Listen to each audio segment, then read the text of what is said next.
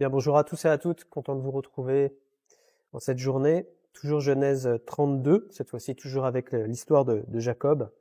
Cette fois-ci qui va rencontrer son frère Ésaü. Simplement pour vous rappeler le contexte, Ésaü et Jacob, c'est les frères jumeaux où c'était la guerre entre les deux parce que Jacob était lui-même un trompeur dès l'origine. Il a pris le droit d'aînesse à son frère.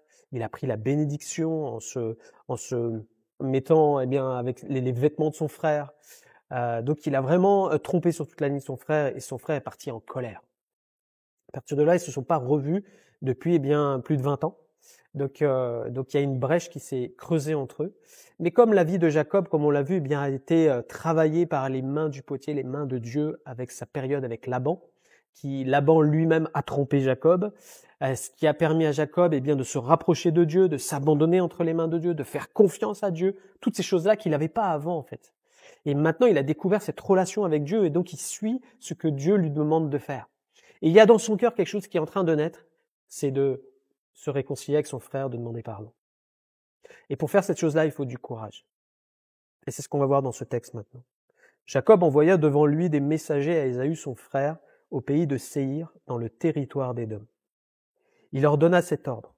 « Voici ce que vous direz à mon seigneur Ésaü. Ainsi parle ton serviteur Jacob. J'ai séjourné chez Laban et j'y suis resté jusqu'à présent. J'ai des bœufs, des ânes, des brebis, des serviteurs et des servantes. Et j'envoie l'annoncer à mon seigneur pour trouver grâce à tes yeux. Amen. » J'aimerais te dire ça de la part de Dieu. Il n'y a pas de futur stable sans restauration des brèches du passé. Il n'y a pas de futur stable sans réparation des brèches du passé. Il y en a qui veulent avancer dans leur vie spirituelle, dans leur vie chrétienne, dans leur vie affective, sans passer par la case pardon ou demande de pardon, sans restauration de ce qui a été fait, commis comme péché ou faute dans le passé. Et il faut passer par cette case-là. Et Jacob l'a bien compris. Il sait qu'il ne pourra pas avancer plus loin sans passer par la case repentance et restauration dans sa relation avec le frère. Et on voit qu'il va annoncer ça à son frère qui va arriver au devant de lui. Il va préparer le terrain et il lui faut beaucoup de courage. Vous savez que pour demander pardon à quelqu'un, s'humilier devant quelqu'un, il faut du courage. Là, des fois, on ne le dit pas, mais c'est ce qu'il faut en premier, parce qu'il y a beaucoup de craintes qui s'attachent au cœur de ceux qui sont froissés. Et ça peut être ton cas aujourd'hui. Peut-être que tu as commis quelque chose de grave, tu as fait du mal à quelqu'un, et puis ça tourne dans ton cœur, le Saint-Esprit te travaille depuis quelque temps, il te dit mais demande pardon, humilie-toi. Eh bien de s'humilier c'est dur parce qu'il faut d'abord briser son orgueil, sa propre résistance, et puis aussi bannir les craintes qui veulent t'empêcher de le faire. Parce qu'en fait, tu auras ce genre de pensée dès que tu veux le faire, c'est « mais qu'est-ce qu'il va penser de moi? Qu'est-ce qui va se passer à la suite? Est-ce que je vais pas être rejeté? Est-ce qu'il va pas me mépriser? Est-ce que ça va pas être pire? Peut-être vaut mieux rester comme on est. » Mais ça, c'est pas les pensées de Dieu, ça. Ça, c'est ta chair ou parfois l'adversaire qui vient pour te freiner dans cette marche qui est une œuvre du Saint-Esprit, une œuvre de libération. Jacob, lui, il y va. Il prend les devants et puis il va rencontrer son frère. Il prépare le terrain.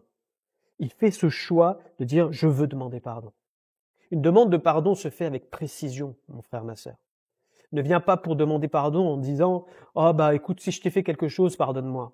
Ça, c'est même une moquerie en fait envers celui qui est déjà blessé, que tu sais que tu as blessé, et puis tu viens comme si de rien n'était dire « je vais arrondir les angles ». On n'arrondit pas les angles dans le pardon. On doit déclarer clairement ce qu'on a fait et demander pardon. C'est une grâce qu'on demande à la personne. C'est un respect pour celui qui a été blessé.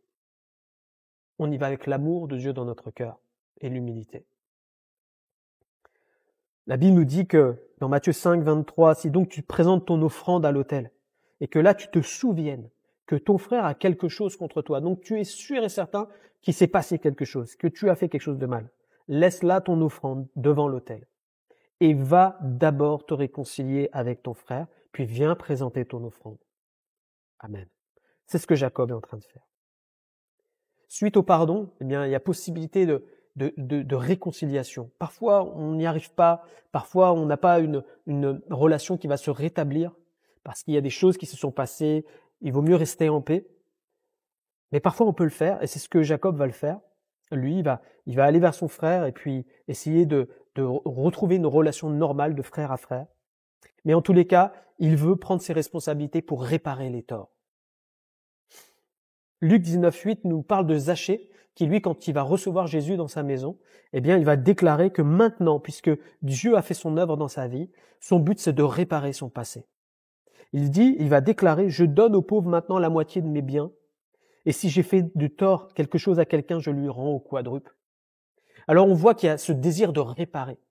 Si tu as peut-être volé à quelqu'un, ben rends-lui ce que tu as volé. Si peut-être tu as fait du tort d'une manière ou d'une autre et que c'est réparable, fais-le. Parce que c'est une nécessité.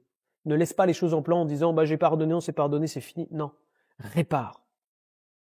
Afin qu'il y ait une source, eh bien là, qui puisse amener peut-être à une relation qui va être renouvelée. Alors que Dieu t'encourage et te fortifie dans ce sens-là.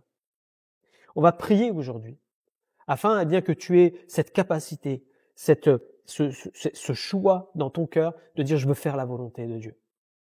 Et je veux sortir de cette prison-là, et faire sortir aussi celui que j'ai blessé de cette prison-là, et puis que le Seigneur nous fasse grâce à tous les deux. Et s'il y a possibilité d'une relation rétablie, gloire à Dieu. Je vais prier maintenant. Seigneur, merci de bénir mes frères, mes sœurs, ceux qui sont peut-être touchés, atteints dans leur cœur par une situation tendue, par des blessures faites à l'un ou reçues. Seigneur, je te prie pour qu'il y ait, Seigneur, dans leur cœur, de pouvoir simplement choisir de faire ta volonté.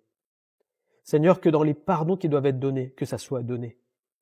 Que ceux qui doivent pardonner puissent pardonner, Seigneur. Je te prie, mon Dieu, pour que chacun soit capable de prendre ses responsabilités et simplement d'appliquer ta parole. Et je sais pertinemment, Seigneur, que toi, tu les accompagneras.